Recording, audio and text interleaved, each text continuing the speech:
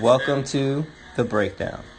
So what we're looking at with this move here is we have a few things going on. First and foremost, we have our stick mobility here, and we have our acumobility bands down here below the knees.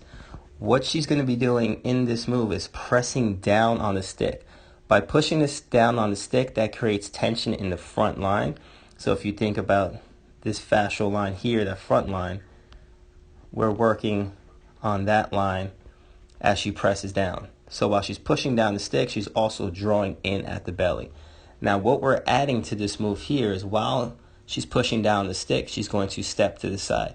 Now you notice that shift, so if you watch this back hip here, so watch the right hip as she steps, she shifts her body weight over to that side. Now what we would want in this position is that this stays straight, so there's no shift. So that's what this tension is supposed to help with. So drawing down here and then stepping to the side. Obviously the bands here are going to help to use those glute muscles, so we're activating a little bit more of those. And I hate using the term activation because people say that our glutes are always active, but it's going to help emphasize that you use this outside hip by having the band there. And that shift on that side, you also can look down here at this foot.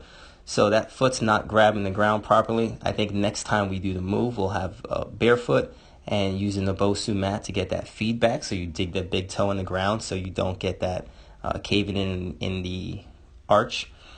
And then bring the leg back. So we're just doing single steps, okay? Just stepping to the side and back to get that activation. Again, pressing down on the stick creates that tension. And there's a little less shift here, but you still see that they're shifting over as they step and they're returning back. So that's what we're working on correcting here while they were doing that move. Again, having the stick pressing down, you can irradiate there. That creates that fascial tensioning. Then having this here helps use the glute a little bit more. It helps them give that tactile feedback so they know they need to use that muscle more, and then have them step back. Watch for that weight shift. Again, we're watching for that opposing weight shift. So here in an opposite hip, we're watching the foot here. We're making sure they keep the tension here and they're not rounding the back. That's the other thing you may notice with this move here is if they round the back when they do the move, they're just driving these arms straight, keeping the back in a nice neutral position, slight bend in the knee, drawing in through here. So this is a great move to help work on a lot of lower back pain. That's what we're working on here. Lower back pain, if you see a lot of issues with the knees caving in, obviously the bands help with that as well. And also arching or dropping of the arch, the medial arch. So you can get a lot of stuff with this moves. I love using the stick mobility just to create that tension, give them that feedback.